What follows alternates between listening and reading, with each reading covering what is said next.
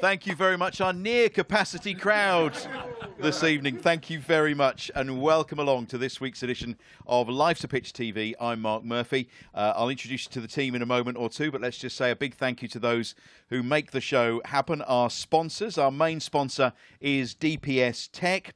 A massive thank you also to our other sponsors for making the show happen. All About Hearing, marketing company Ginger Pickle, Forward Floors, Ashford Wright, Come Hither Design, the Hudson Group, Sound 4 Pro Audio, Venue 16, Fred Olsen Logistics, John Keeble Cars in Bramford, and they're in tonight, the Dove in Ipswich. Hooray! And also a big thank you to DPS Tech for sponsoring our wonderful sofa. Let me introduce you to the team now. It's Terry Butcher. Hooray! It's Russell Osman. Hooray! And from twtd.co.uk, it's Phil Ham. Hooray! Over there we have Richard and John on technicals. Leslie's our floor manager, and you are our near-capacity crowd tonight. You're going to have to work hard to get the old sound levels going this evening. So lots coming up on the programme. We'll chat to Tommy Miller a little bit later on in the programme.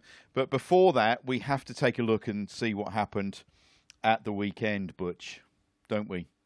You were covering this. Don't keep staring at me. I wasn't playing. You were covering it for 5 Live, weren't you? How did that go? How do you think it went, for goodness sake? That was murder. But you've got to be neutral. BBC, got to be neutral. And I tried to be as neutral as I could.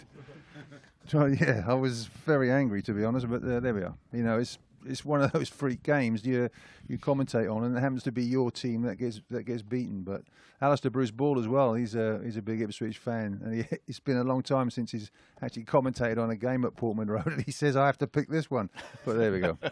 That's not what you said when I saw you straight after the match, Terry. No, I've calmed down a lot since then, Russell, to be honest. And so have you as well. We weren't happy now. Yeah, well, you imagine being on the PA at the end trying to say goodnight to everybody. I was very subdued. Thanks for coming. And see you in a couple of weeks. Yeah, well, what else can you say? No, not a lot, really. We'll talk about that right now. It is time to take a look at the season so far, sponsored by the Dove in Ipswich.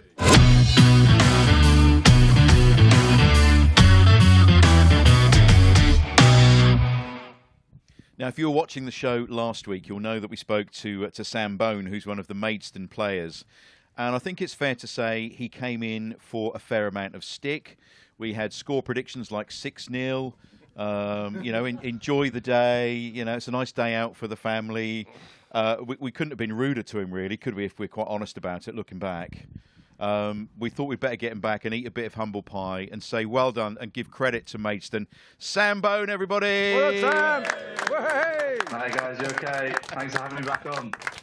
Well, we felt so guilty about the stick we gave you last week. We thought we'd better get you on and say well done. What a day for you, though. What an incredible day out.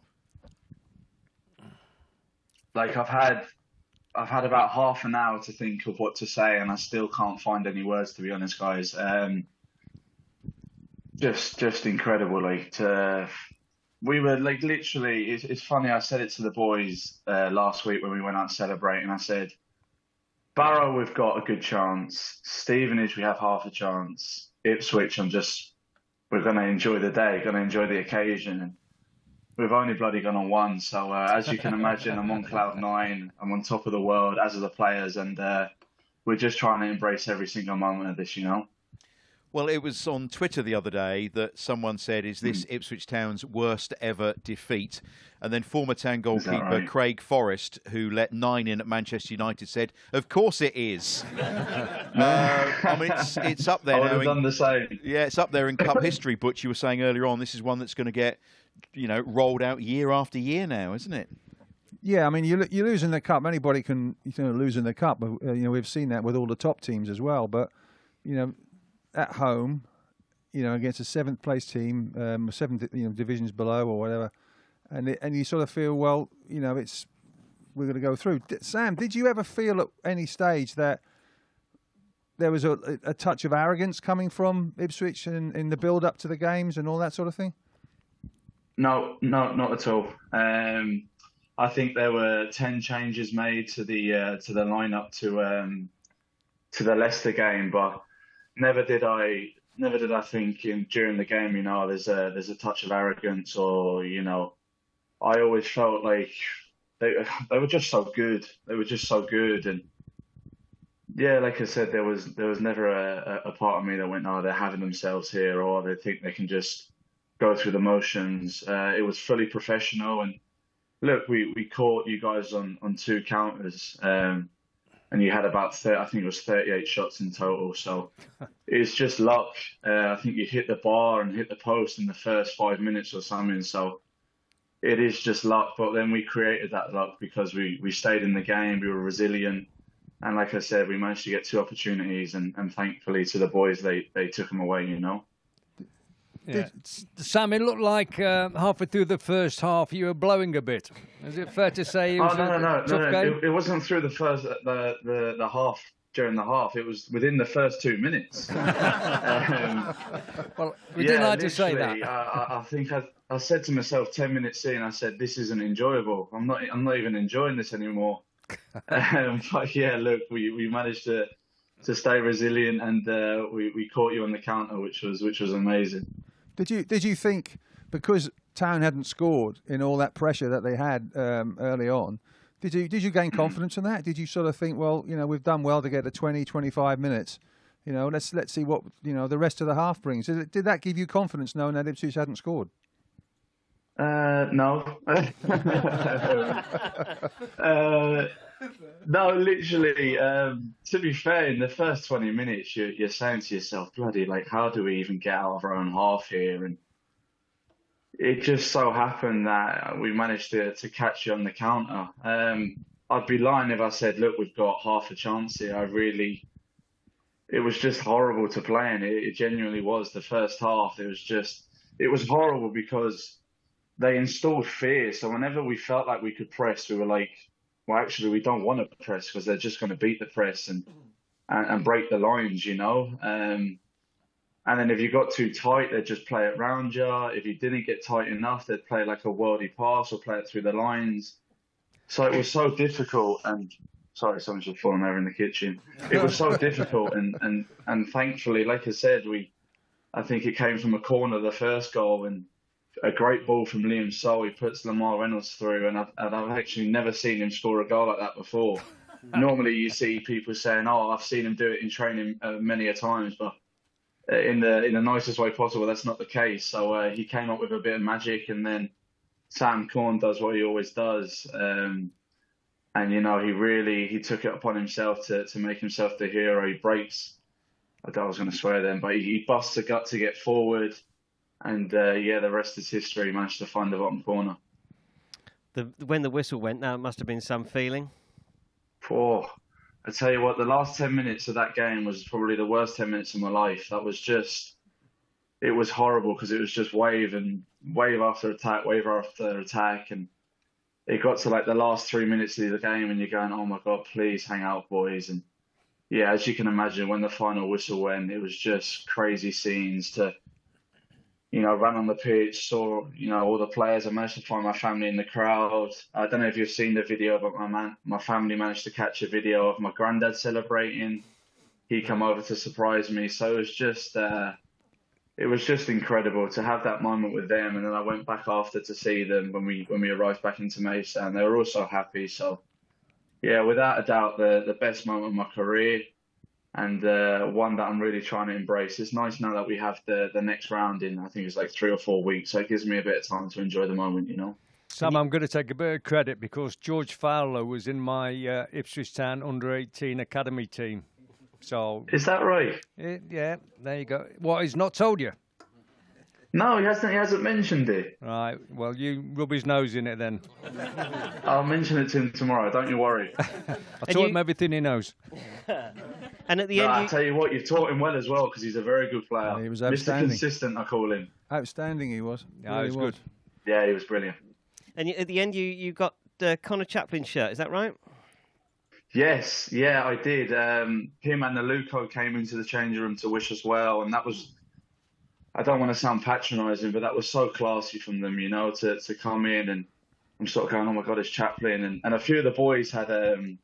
I think one of them got Sarmiento's top and all, and I was the only one without a top, and I'm going, do I ask him or do I not? And yeah, I asked him, and he went and got it for me. But that was really classy of them to come in and wish us well, you know. But you know it's not going to fit you. It's too small. You know? No, it is literally a size small, so I'm gonna hang it up in my room instead. Yeah, that's right. Yeah. And you offered him your shirt, didn't you? No, no chance. No. No. I think Matt Keane actually he put that on Facebook, but no, that wasn't the case. That's something that I'm gonna try and get both of them sort of framed together with like a nice picture. And my auntie gave me her match day ticket as well, so I'm gonna get like a nice photo frame with the both tops in, you know. And how was the manager? He was dancing around Portman Road before the game, during the game, and after the game. Yeah, like well, he's chock-a-block at the minute with all these interviews with BBC, ESPN. So the only real time, well, it's funny because the only real time I've got to see him is obviously we were in Tuesday and we were in today, but I couldn't speak to him on Tuesday because I was still speechless. So I just let him get on with his team talk, and that was it. We just hugged each other, embraced each other, and that was it. But he's over the moon, and as are we, and it's just such a special moment for everyone, you know. Well, the fans were tremendous, weren't they? I mean, you know, take our blue-tinted glasses off. Your fans were amazing. For the neutral, for your supporters, it was just the best day. For us, it's one that we're going to have reminded of every year now, forever. The cup upset of all cup upsets. It's going to come back to haunt us, I think, Butch, for a long while, isn't it, this one? Yeah, it is. But, I mean, speaking to Sam before, then after the game, I think was really nice. And you could see that he's grounded, he's down to earth, he's very dignified in what he says, and he played very well. And they deserve to be through. They hung on, and they hung on, but they stuck together as a team. And then when they had the chances, they took them. We didn't do that. Well, look, Sam, pass on our best wishes to the team. We'll follow you as you progress through the rounds now and head to Wembley. Thank you so much for having me on again. Thank you. Thank you. Really good to talk to you. Sam Bone, everybody. Well done, Sam. See you guys. Thank you, Sam. All the best. Fantastic. He's a good lad, isn't he? Good lad. Yeah, very good. He was a good lad, but there were several players, as you say, that were puffing quite a bit before the end of the game, but they're given everything for the cause. And I think when you look at our lads, you know, they tried the hardest. There's no doubt about that. It wasn't a Barrow performance. It wasn't a Lincoln performance in terms of quality. It's just the quality was missing when it came down to putting the chances away. And that we talked about that before in earlier programmes, about players not having the match sharpness and the match fitness. And particularly when you get into situations like they had Ipswich Town, you've got to put the chances away. We've touched on that all season about being ruthless. And the more ruthless teams, they win. Well, it was a little frustrating, you know, the woodwork denied us early on, didn't it, Phil? It did. I mean, there were, so many chances there. Keeper made a number of saves. Opportunities were spurned. I think that's within the game should have been over in the first 10, 15 minutes, shouldn't it, really? The number of chances we had. Could have been. The other thing, of course, from you lads, it's Shrewsbury is now dropped down the list of Town's worst cup shocks, isn't it? I reckon after that. Oh dear, I'm getting a stare. What's he on I'm about? getting a stare. I can't. What do you drag up, Shrewsbury? Do you know, I think that's the first time we've had a double stare in the whole show. What league were they in? Not that low. Not that low by any stretch of imagination. Yeah. Sort of same league we were in last year. It's officially a badge of dishonour.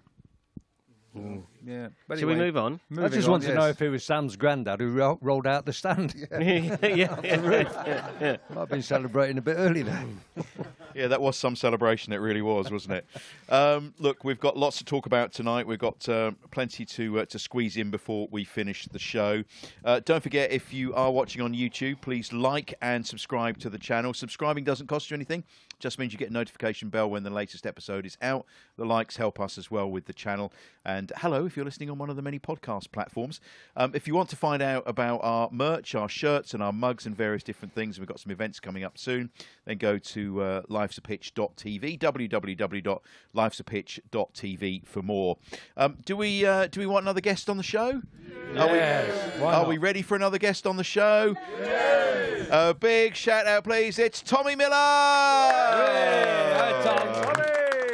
Good evening, lads. All right. How you doing? Hello, Tommy. Good to have you on the show. What do you think of that match at the weekend then, out of the FA Cup? Incredible, wasn't it? I was watching it on the telly and I just couldn't believe what I was seeing. You know, the missed chances and just wouldn't go in for Ipswich. And then fair play to the mates, and they took the goals really well. The first one was superb. And that is, as we were saying, a big defeat for Town. The worry is that possibly could have some impact mentally on the players, do you think, Tommy, or not? Or can they brush that aside?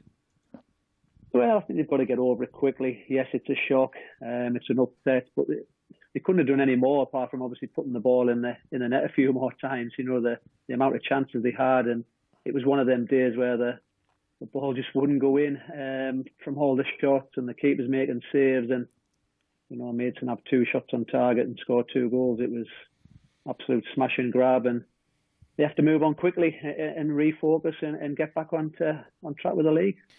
How do they do that? Butch, Russ, you've both been managers. How does Kieran kind of get this out of their brains? Just get drunk, I feel. That's what we do. sort of work for us a bit, yeah. And then play. Forget all about it by Sunday night, don't you? Yeah, you do, yeah. Still in the bar? Yeah, it's quite nice, yeah. That's fair enough. I think it's handy if you've got a midweek game that comes along quickly, but Town haven't had that this week. Haven't had that luxury, so they've had to, in a way, suffer a little bit longer. And then they've got the long journey up to Preston this weekend, in a tough game. And they'll be glad to get back out on the pitch together. Again, it'll be a different starting lineup, but they'll all be sort of pulling in the same direction, because the ones that didn't play are still tainted with the memories of last weekend as much as the lads that actually did play. I think it's down to the manager as well. The manager is, he's a sort of manager. We've seen this over the few years he's been here, but he always looks at reactions from players. If you have a bad defeat or a defeat, you want a reaction. What are you going to be like in the next game? And he's immediately looking forward to the next game. And this week couldn't, as Ross says, couldn't come quick enough for them to get, pull the boots back on, get out there, and erase it by playing games and winning games now, because there's only one thing to focus on. Tommy, you've seen Town a few times this season. What are your thoughts on it? It's an incredible season, isn't it? Unbelievable. They did brilliant. Credit to the manager. The players they've brought in as well. Obviously, Hurst a big miss. Ideally, if they can get another forward in. I know they've gotten a lad in from Wimbledon. But I think they'll be trying to get another one in. They're just lacking a little bit of firepower now. Hurst's injured, but they play great football. They've scored some fantastic team goals this season, and I don't think anyone thought they would be up there. Maybe he's pushing towards playoffs, but to be in the top 2, 3, it's been a fantastic season so far. Do you think they've got enough about them to stay there? Lots of people are looking at the other clubs around them and really sort of dismissing us. But, I've said, I'm afraid, top 2 all season, everybody, haven't I? So I'm one that predicted at the start. But have they got enough about them, Tommy? Yeah, I think so. We in February now. If it was Christmas time and they started losing a few, and you might drop away, but I think they've got enough. I think Kieran will keep them motivated. He'll keep them focused. Obviously, keep them working hard. They'll stick to the game plans what they have for certain games, and I'm sure they can stay in there. Leeds, Southampton, they're all pushing hard. So Ipswich have got to maintain their form and stay high. We spoke, boys, didn't we, to Connor Chaplin, the first show we ever did, and we reflected back on last season, and we said there was a bit of a wobble when we weren't winning, and Connor pointed out that, well, we weren't winning, but we weren't losing either. We were drawing lots of games. They weren't particularly worried. Can you see some parallels with that now? Yeah, you can do a little bit. I think we do have to keep an eye on the teams just behind us, Southampton, obviously, and Leeds. And what we've got to do is just match or better their results week in, week out. Those are the teams we've got to concentrate on, and we've just got to be better than them. I don't know what the running's like, if you can compare our run-in to what Southampton and Leeds have got. I know Leeds are Bristol City tomorrow night, so I spoke to Liam Manning earlier today, and they've had a busy time with all the replays they've had. So maybe they can do us a favour and take 3 points off Leeds, which will be a godsend if they can. I think at this stage last year, we went out of the Cup to Burnley, and we never lost a game in the league to the end of the season, at the end of the season and well into this season. So they recovered really well, and that's the key, that you have to do that. And I think we could do with someone like Tommy Miller, just bursting through midfield and slotting the ball in the back of the net. I watched a lot of your goals, Tommy, on YouTube, and I thought I was seeing this. I thought I was seeing the same goal every time. It was like it was like yeah. There's a lot of similar ones, isn't there? It was like balls cut back. Tommy Miller, bang goal, bang goal, bang goal. But you're very much like Johnny Walk. You don't smash the ball in the back of the net. Or you have a strong shot. You passed it into the back of the net. It was quite uncanny, really. Left foot and right foot. I think even a header. Yeah, a header. Bit of a hard side foot. Yeah, I used to just try and place them and get me power that way. But yeah, you mentioned John Walk. I mean, what a fantastic player he was, and a goal scorer, wasn't he? I mean, he arrived in the box tremendous, you know. Well, so did you. So did you as well. Yeah, don't knock yourself down. You timed it really well. Thanks for that, Butch. Thanks, mate. Were you a penalty king as well, though, Tommy? Yeah. Yeah, I took the penalties as well. Yeah, and was quite fortunate not to miss many. I missed a few towards the end of my career, but I had a good record up until the last few years before I finished. Did your run ups get a bit shorter the older you got? Was that right? No, not really. I think the keepers just sort of did more homework. I think as the game sort of went on, you know, the goalkeeper coaches were studying where players were taking penalties a lot more. They were doing the research, and I think if they'd watched me, a lot of the time I went to the same side, the goalkeeper's left. But I knew if I hit it right and got enough power on, and obviously the accuracy, that they wouldn't get there. But like I said, towards the end, keepers were sort of gambling and going that side, and they were just maybe getting there, and I missed a couple. I think the only one you missed for Town was against Forest, and the referee allowed you to retake it. It was. Got lucky. I think he said the goalkeeper moved off his line early and got lucky, and then I took the retake and managed to score it. Yeah. I shan't mention Wembley with Huddersfield because I was there. Don't mention it then, Phil. Yeah, that was one of the few I missed. But that was sort of foisted upon you, wasn't it? You suddenly realised you were taking the first penalty or something, wasn't it? Yeah, I mean, I was always confident, and I would have took the first penalty. After extra time, it was a red hot day, and I was desperate for the toilet. If I'm honest with you, I ran into the toilet, come back out, and Jordan Rhodes sort of just chucked me the ball, and he went, "Right, you're up." I went, "All right, okay." So it's a long walk, and I was confident, but I didn't hit it great. And Simonson got down to his left and saved it. And we missed our first three that day. Me, Alan Lee, obviously ex-Ipswich, Damien Johnson. But luckily for us, Sheffield United missed theirs as well. So were you all desperate for a wee, were you? All desperate for a wee? Yeah, probably. But if the goalkeeper had scored, it was going to come back to me again. So you can imagine what I was feeling inside. But fortunately, Simonson put it over the bar, and the rest is history, as they say. Let's take you back to your Town days when you were with us. Take us back. Tell us how you arrived at Town. What was the conversation you had? Yeah, well, obviously I was there as a schoolboy. I think it's been quite well known. Got released just before I was 16, and then ended up going to do me YTS at Hartlepool, and then me professional, and then Ipswich came in for me. George Burley. So I had a phone call from the Hartlepool manager saying they'd agreed a fee with Ipswich, Crewe at the time, and Coventry, and I had permission to go and speak to all three clubs.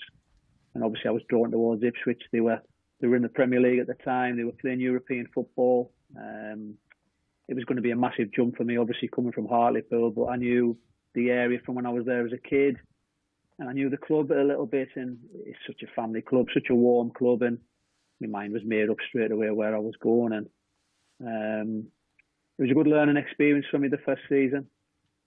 Got in towards the end, but the team struggled. There were some good nights in Europe, but I knew obviously the team getting relegated and going into the Championship, it was sort of going to be my chance to shine, really, and my opportunity. I was a bit naive to maybe think I would go from the old 4th division, which is now Division 3, or League 2, sorry, to the Premier League and go straight into the team. So the Championship was going to be my opportunity, and I managed to do all right and get a few goals along the way. It was an interesting time to be at the club, wasn't it? Lots of players around you there. Who were you looking at for inspiration and influence? Well, Jim Magilton, I learnt a lot from Jim. Obviously, I think he's a good friend of mine as well, but just the way he sort of conducted himself on the field, he just wanted the ball all the time, demanded high expectations, high standards. So I looked up to him. He'd obviously fall out if he didn't pass him the ball, so he was very argumentative. Really? What a me being a surprise. bit young, exactly. Matty Holland, obviously, as well, the skipper, good leader, good around the changing room. And then you had the older ones, Mark Venus and Tony Mowbray, who were coming towards the end of their careers, offering advice and, good role models and good leaders on the pitch and off the pitch. And a manager, of course, that was Joe Royle. He did a fantastic job, didn't he? Yeah, and when Joe came in, he sort of gave me a license just to get forward, and get in the box. And, I had good players around me, which allowed me to do that as well. I didn't really have to do as much defensive work as a Jim or a Kevin Horlock or a Matty Holland and all them types of players. And that allowed me to flourish, really, and get to the strengths of my game, which was getting forward and trying to score goals. And celebrating goals, that was another strength of your career, wasn't it? So some very memorable goal celebrations. Yeah, I look back now a bit stupid, but when you're young, you are a bit stupid, aren't you?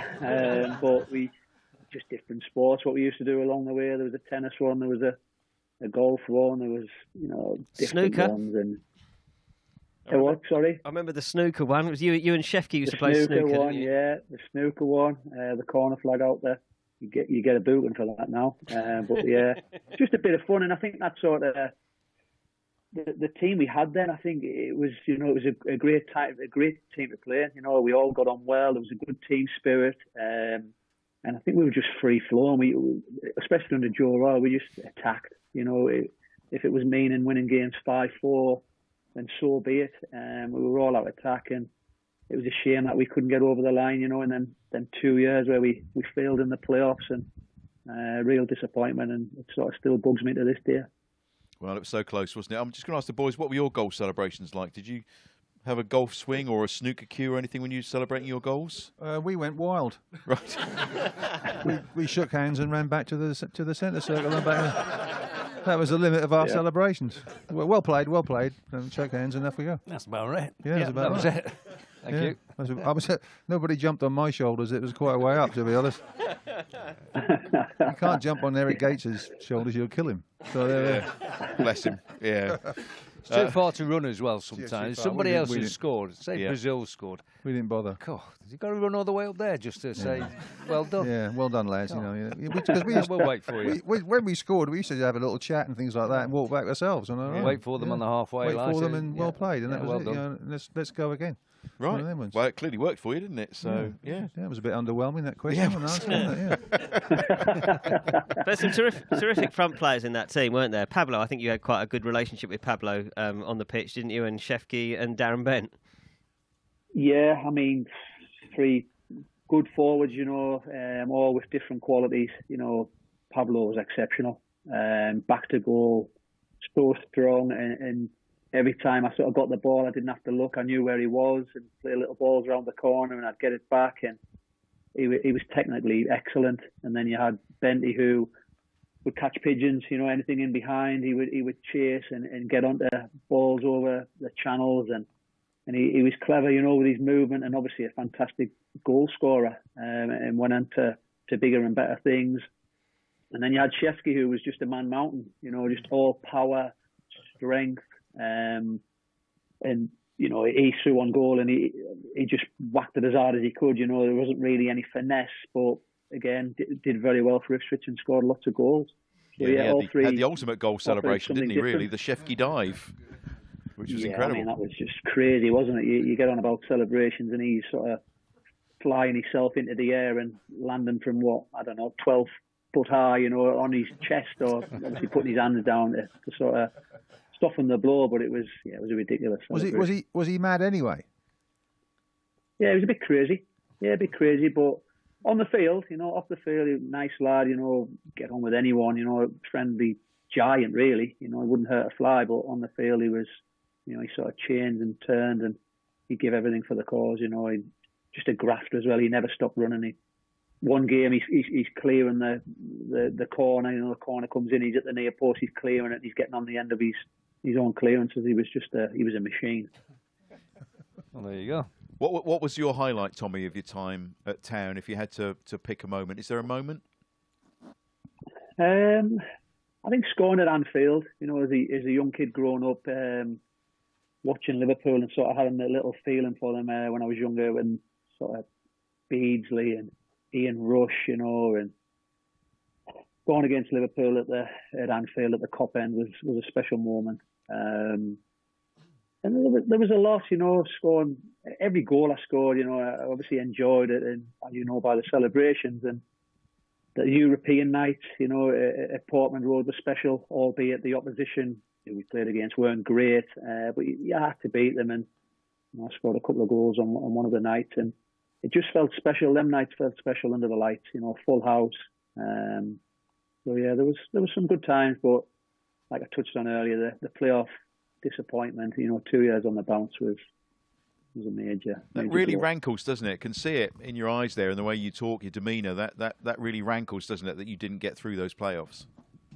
Yeah, and I think if you speak to, well, all the lads really, I think they still sort of disappointed by it. You know, people say move on, and you do move on, but in the back of your mind, we should have been up. You know, we were cruising really, and I think Sheffield got injured and missed a couple of games. We played Watford and QPR, I think, in quick succession, 2 home games, and we missed Sheffield in them games, and I think we only picked up 1 point out of 6, and Wigan and Sunderland were sort of in there as well, and they were picking up the pace, and we just faltered at the last hurdle really, which was a big disappointment. You mentioned Jim earlier on, Jim Magilton. Any moments you can share with us about Jim and his playing days there with you? Well, I think he had a few when he was manager, a few altercations in the changing rooms. Again, not like Jim. But no, I think as a player, he had lots of arguments as well, you know, and he always won, believe it or not. He was always right. But just so passionate, that was him. You know, he just had a real desire to win, and Irishman, you know, a bit of fire in his belly, and he wouldn't take no for an answer, and like I said earlier, he was always right. So of course, you at the end of that season, it was, I mean, ironically, I think it was Paul Jewell's Wigan and Mick McCarthy's Sunderland who went up instead of us, and it was Sunderland you went to, didn't you, after that? I did, and I think a little bit of regret as well. I'd like to have done it with Ipswich and got promoted, because I think Joe Royle was a fantastic manager, fantastic man manager, and he got the best out of me, and I was really enjoying my football. So for me to leave, it would have to take something special. And I had many conversations with Joe leading up to the end of the season, and he just said, listen, there's going to be a contract there, but we don't know what we're going to offer. There's talk of new owners coming in and all that sort of stuff.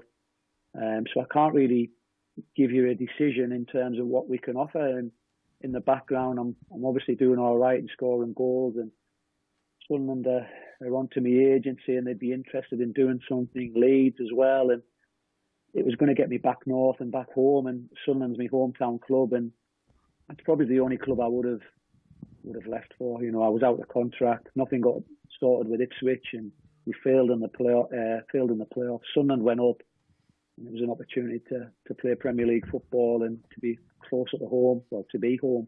Was it your best manager you played under, Joe Royle? Because you played under a few people like George, Mick McCarthy, Roy Keane, Jim Magilton, Paolo Di Canio as well. Yeah, I mean, again, all different managers, and you touch on Di Canio, absolute maverick and absolutely crazy, but I loved playing for him. You know, as a coach, he was excellent there, Di Canio, and he probably doesn't get enough credit for his coaching. Typical Italian. His mentality was fantastic, but obviously his man management was what had let him down. But going back to other managers, Joe Royle was, he got the best out of me, and I was playing in a team what I really enjoyed, and I think you look back, and that was probably my best time in my career. It was a time at the club where the club had very little money, wasn't it? I think Alan Ferguson, the groundsman at the time, was buying the petrol for the lawnmower. I mean, it was quite a tough time financially. I mean, it's a shame we didn't have a bit more money for Joe. He could have invested that wisely, and perhaps that could have brought the promotion, maybe.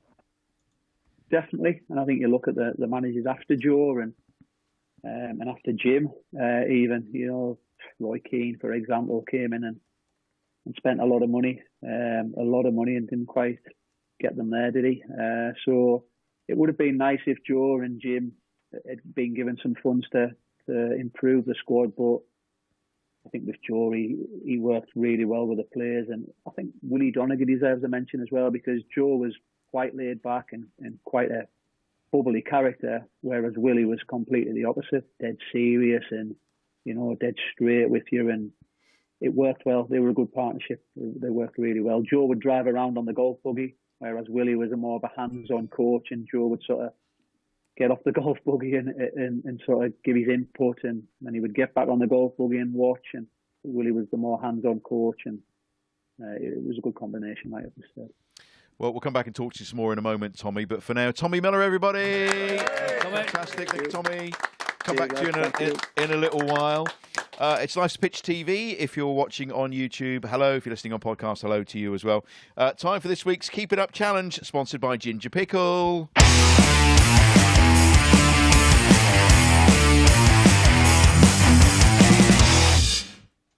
Now, unfortunately, Tommy's not in the studio with us, so he can't do the Keepy Uppy Challenge, which is a shame, isn't it? What a shame you're not here, Tommy. We could have got you to do the old Keepy Uppy Challenge. At the moment, James Scowcroft is top of the leaderboard, followed by Simon Milton and Luke Chambers. Oh, I think you're muted. I think you might be muted. We can't hear you. Oh, we can hear you now. We can hear you now. Would you fancy having a go at that? What's the tally? Well, 79. 79 in a minute was Scoey. Good. On one foot. Yeah, until he got bored. And Milts is second on 74. Yeah. And Chambo 59. So I'm looking at our near capacity crowd. Does anybody want to take on? Oh, look at them! Look at them shuffling, shuffling back, not wanting to engage my eye contact. I'm looking at our floor manager, Leslie Dolphin, who's got some fantastic trainers on. Surely with those? No? Okay, all right then. So we'll have two whites, she says. Okay, we'll have to give that a miss this week. But I'm sure very soon we'll be having some challenges onto the leaderboard. As I mentioned earlier on, don't forget to check out lifesapitch.tv for merchandise. We'd love you to sport one of our shirts. We've got mugs and everything as well. Time now for Town News in Brief, sponsored by John Keeble Cars of Bramford, with Phil from twtd.co.uk. He's putting on the news hat as I speak.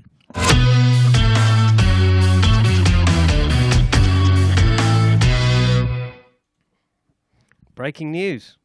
Go on then. We've signed Kiefer Moore on loan. Ooh. It's just been confirmed a couple of minutes ago that he's joined us for his second spell. Obviously, he was here a few years ago. Mick McCarthy signed him for £25,000 from Forest Green Rovers. And on one of those days where people went, who? And anyway, he obviously did very little here in that period. He made 11 appearances from the bench, really didn't set the world on fire. You can tell I'm looking for my folder here, can't you? My story on my computer here. It didn't really set the world on fire, and but he then went on loan to Rotherham and scored goal after goal after goal in the first half of that season, then got a move to Barnsley that January for £750,000, and his career has just been on an upward trajectory from there, really.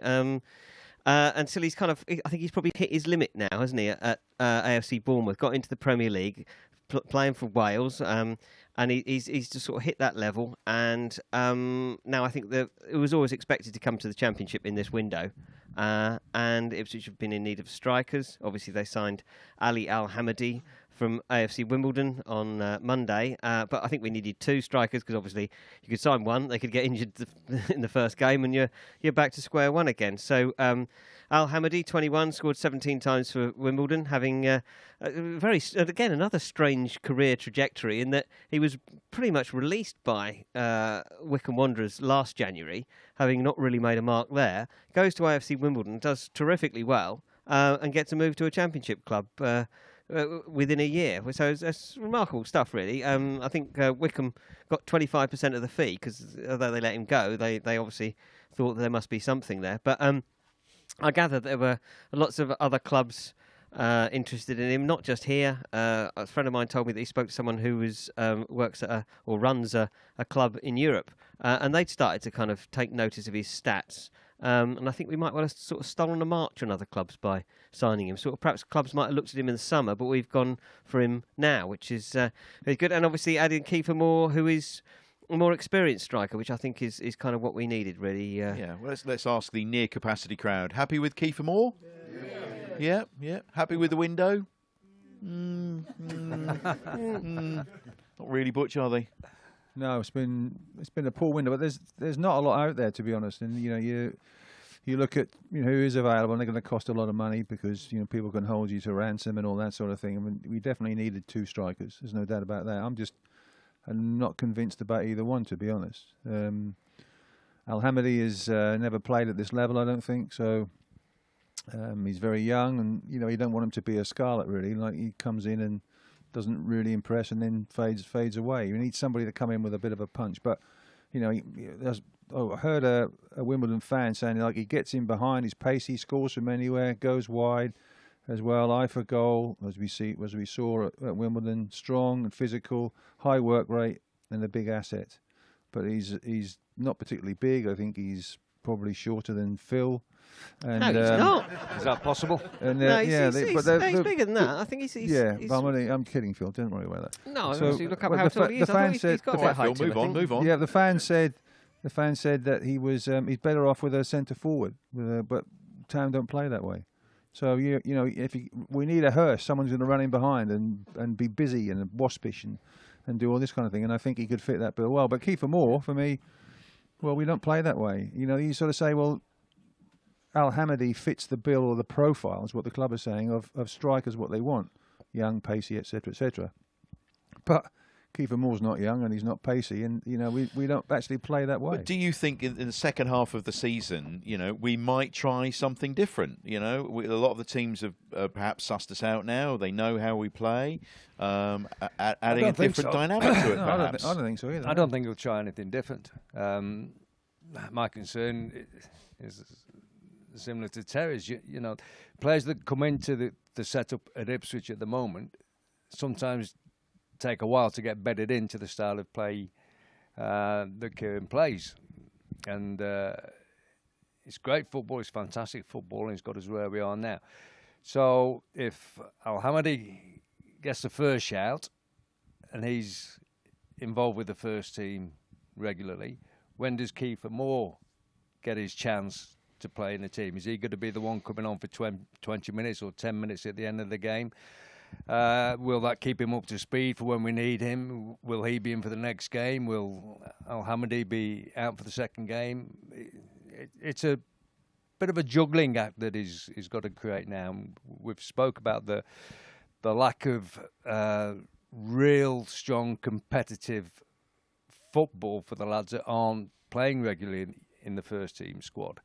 And it's all right playing 20 minutes now and again, but like we saw on Saturday, one or two of the lads were a little bit off the pace. Even going back to Christian Walton, he didn't have anything to do in the game, which is always difficult for a goalkeeper, but it did look like he hadn't played a match of any sort of consequence for a long time. I think the money they're probably paying for Kiefer Moore, he'll start. I think he'll be. Yeah, I think the way that Kieran tends to use his strikers or his forward players generally, Kiefer will be the one that gets 60 minutes, and Al Hamadi, who is 6'2", incidentally. All right. So he's a fair bit taller. Do you not wish you were 6'2" as well? I certainly would have. I've been a much better footballer if I was 6'2". I think.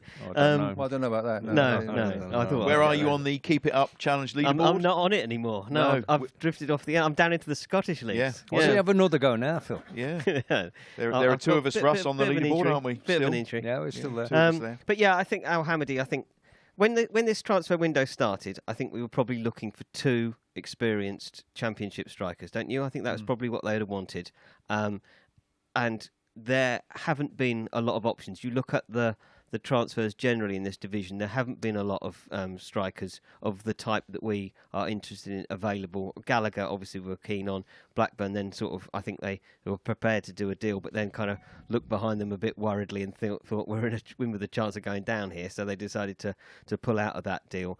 Kiefer Moore has played regularly in the Championship and has got promoted from the Championship, so I think he's a decent signing at this level, and I think his height does give us something slightly different. I don't think we're going to change how we play, but I think that his aerial ability gives us something in those sorts of games, a bit like Saturday and a bit like Stoke when they were down to 10 men, that someone's cross will probably find him more easily than some of the other strikers we've had, perhaps. And I think Will do if he's bigger than any of the others. He should have a chance of. Yeah, that's what I mean. That's what I mean. I think that he had something, but he's not like a Kevin Francis. We mentioned Kevin Francis earlier, didn't we? He's not just a very tall striker.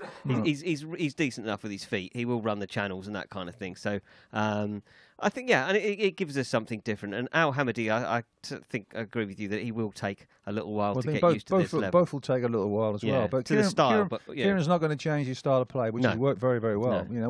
We all want the two newcomers to be a success. Yeah.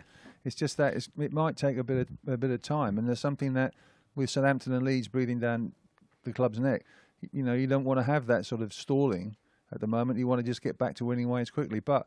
They're definitely players that can. I mean, it's a big signing, Kiefer Moore, because he's 6'5". So it's a very big signing.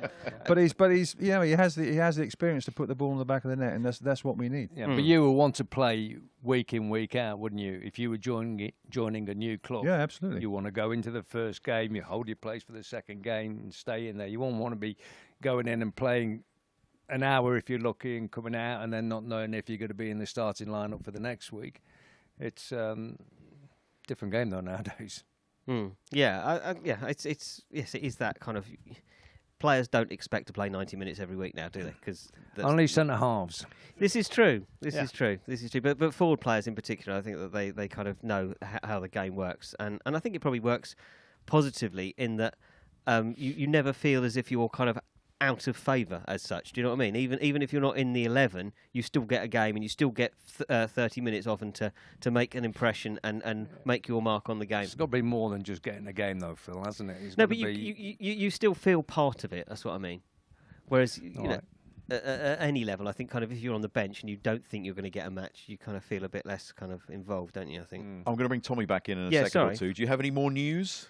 Elkan Baggott, the only real other movement in the transfer window today, the final day of the transfer window. He's joined Bristol Rovers on loan to the end of the season, which I think is ideal for him.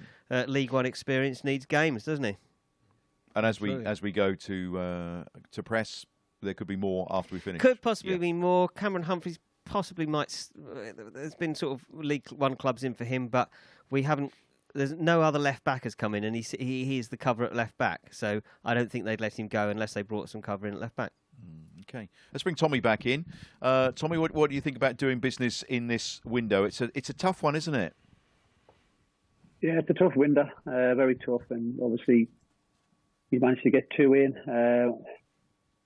Kiefer Moore I like, but as the lads have said in the studio, it's a bit. He needs crosses in the box. He's a big target man. So I don't think they're going to change the way they play. He is okay with his feet, and he is mobile. But I think to get the best out of Kiefer Moore, you need to be getting balls in the box and going a bit longer. So it'll be interesting to see how that sort of plays out.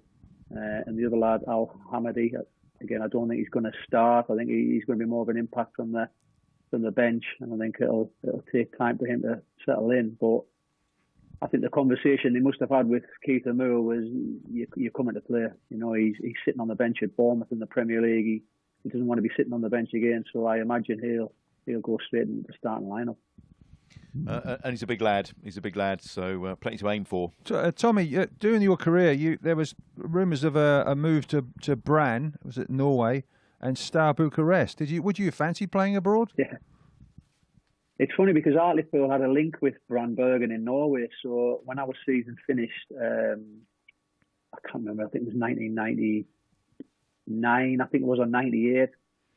I ended up going over to Norway for 6 weeks and did pre-season with them. So it wasn't ideal timing because I was absolutely knackered. I'd played a long season with Hartlepool, and I know I was young, but I think I had a week off, and then I went straight over to Bran because the owners of Hartlepool, IOR, which was a oil company, owned Hartlepool. So I ended up doing pre-season with Branbergen, and they'd qualified for the Champions League, and they wanted to sign me. But let me tell you now, it was very expensive over there. Jesus. I mean, I'm from, obviously, the northeast, so it was quite cheap back then in the day.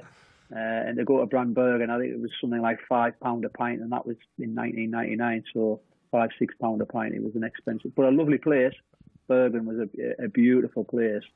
But I couldn't see myself settling over there, and ended up coming back to Hartlepool, having another season, I think it was, and then obviously joining Ipswich.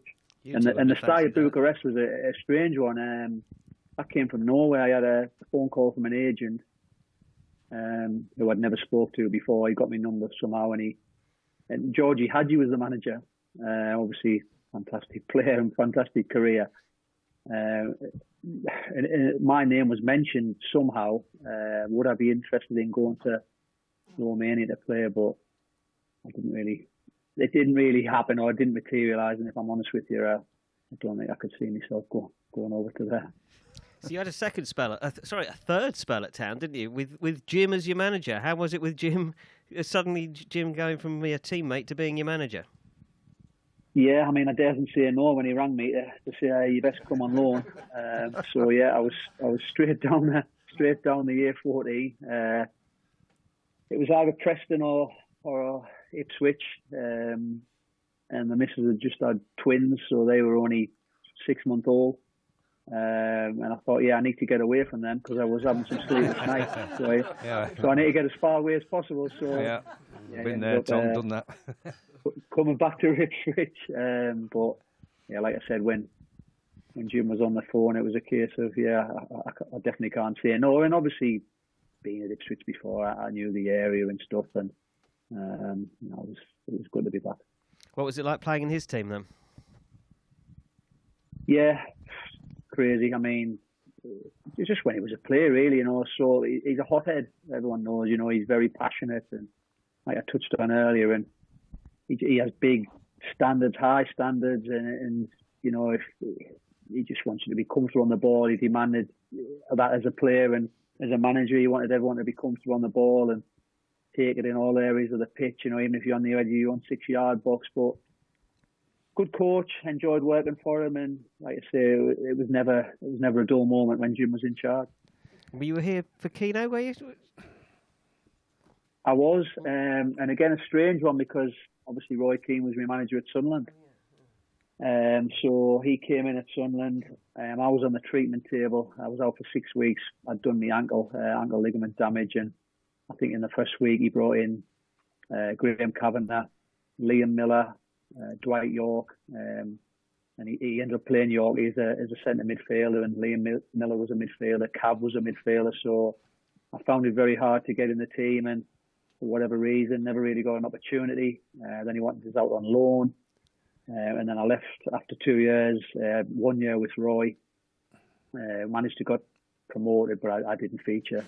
I had a spell on loan at Preston in that time as well. And then when he came to Ipswich, I couldn't believe it, but I'll be honest with you, I sort of knew I was leaving Ipswich before my contract had come to an end. I had conversations with Jim, and he said, if we don't get in the playoffs, I'm not going to be here neither. There was talk about more investment coming into the club, and I agreed a pre-contract with Sheffield Wednesday. So when Roy came in the door, which he would have got rid of me anyway, I'm sure.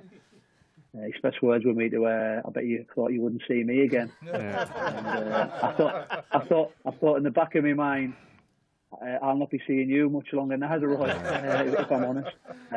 But listen, Roy was a fantastic player, and he did excellent at Sunderland to get them promoted. But in terms of his managerial style and his coaching style, each one of them, and it's not for me to say, but I don't think many people enjoy playing under him. Yeah. And as he says, he doesn't really have many friends in the game and stuff like that. But they used to. I tell you what amazes me as well.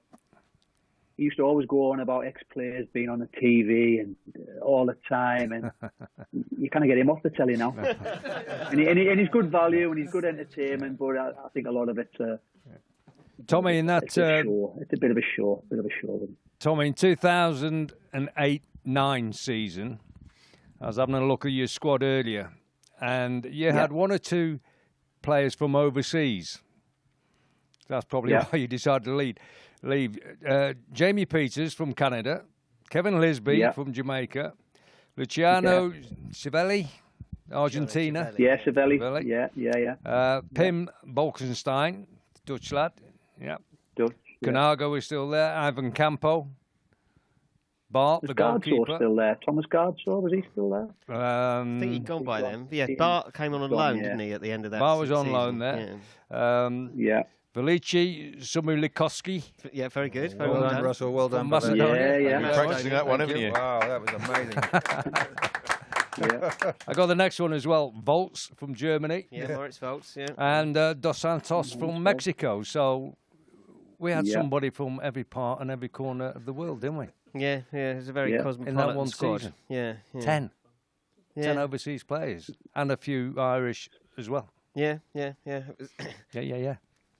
And it was another squad that probably should have done a bit better, I think. Tommy, don't you think? I mean, we missed out on the playoffs by, I think we were ninth, but we were about 12 points off sixth. So it was a fair way away. But the strength that there was in that squad probably should have done better, shouldn't it?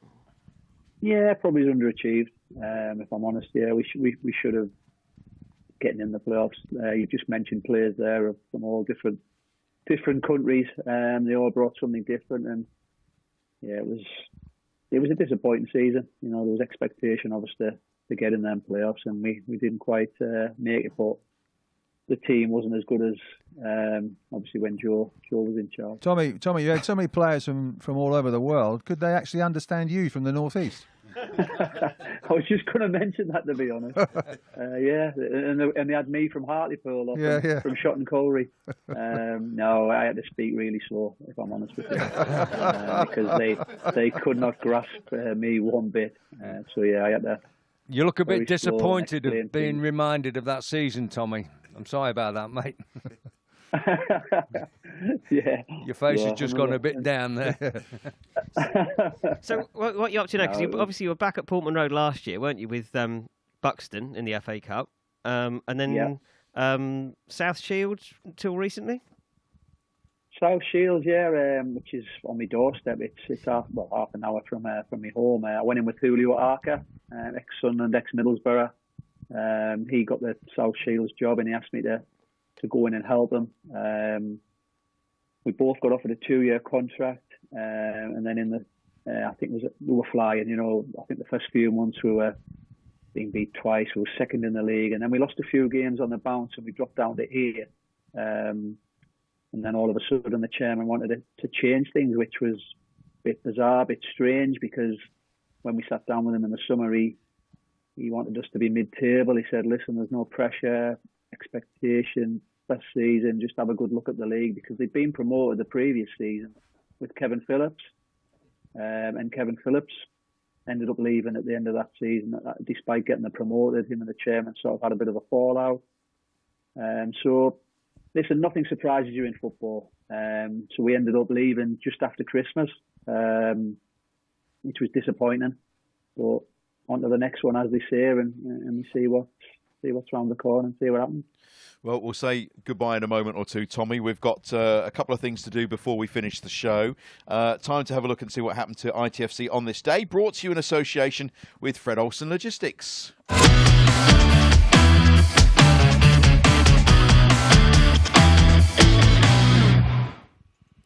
Okay, and all these days in history are brought to you from the Ipswich Town on this day, book by Dan Botton, and he's got a new book, Phil, coming out in August, I believe. Yes, August, a new version of it, yes. Yep, great, look forward to that. Anyway, Wednesday the 1st of February, we're going back to 1939. Prolific, you remember that far back? That's about 20 to 8. Yeah, you got it. Prolific forward, Fred Chadwick's goal saw off Northampton Town 1-0 in a Southern Section Cup first round replay. The crowd of 2,858 is the lowest ever at Portman Road in a competitive match. Sounds like our near-capacity crowd tonight, actually.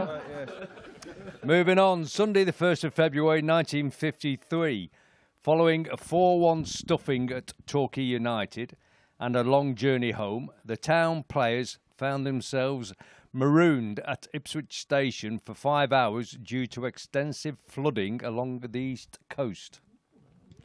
And the third entry, Saturday the 1st of February, you might find this a little bit more interesting, 1969, Bobby Robson's first game at Portman Road as manager saw his troops defeat Manchester United, including George Best, 1-0 at Portman Road in front of a then record crowd of 30,837. I think that deserves a reaction, don't you? Happy days. Yeah, happy days. Yep. Just before we finish, time for this week's Man v Fat news. This is the lads who play football to lose weight. This from Man v Fat Mark. Another fantastic Friday night at Portman Road saw the guys lose another 44 kilograms, bringing this season's total to 90 kilograms lost in just 2 weeks. This week's results: to lose a few pounds 2, Pork Vale 12, Man Titty 13, yes. Seattle Quarter Pounders 9, LA Galaxy Bar 9, Far From Athletic 12, L'Argentina 4, Dinamo Kebab 7. Can you congratulate the Ipswich B team for getting to the final of the East Anglian Invitation Cup on Sunday and were unlucky to lose on penalties to Harlow? Best wishes to the Super Blues at Preston on Saturday, says Man v Fat Mark, and well done to everybody involved in that. It's time to say goodbye to Tommy Miller. Tommy, thank you ever so much for coming on the show. Really good to catch up. Well done, Tommy. Thank you very much. Thanks very much, lad. Nice blinds as well. Nice blinds. All the best. Tommy Miller! Fantastic. Thank you. I have to say that they are the best blinds I've seen for a long time. It's one of the nicest backdrops we've ever had, I think, the nicest, it? Yeah. He didn't even close them. He kept them open. So that's good, yeah. Your choice, Tommy, or Mrs. Miller's? Mrs. Miller's, yeah. Okay, all right. Cheers, buddy. Thanks ever so much for joining us. Bye-bye. Take care. Cheers, lad. That's it for today. Thanks ever so much for watching or listening. We really appreciate it. Thank you, boys. Thank you, Near Capacity crowd. Don't forget to keep in touch. Check out our socials. That's Life's a Pitch TV, Facebook, Insta, and X. On YouTube, please smash that like button and subscribe. It makes all the difference. And don't forget to check out www.lifesapitch.tv for more details of what we're up to. Thanks again to our main sponsors, DPS Tech. We're also supported by All About Hearing, marketing company Ginger Pickle, Forward Floors, Come Hither Design, Ashford Wright, the Hudson Group, Sound 4 Pro Audio, Fred Olsen Logistics, John Keeble Cars in Bramford, and the Dove in St Helens Street in Ipswich. That's it for this week. We'll be back next week. Up the town, everybody! Up the town.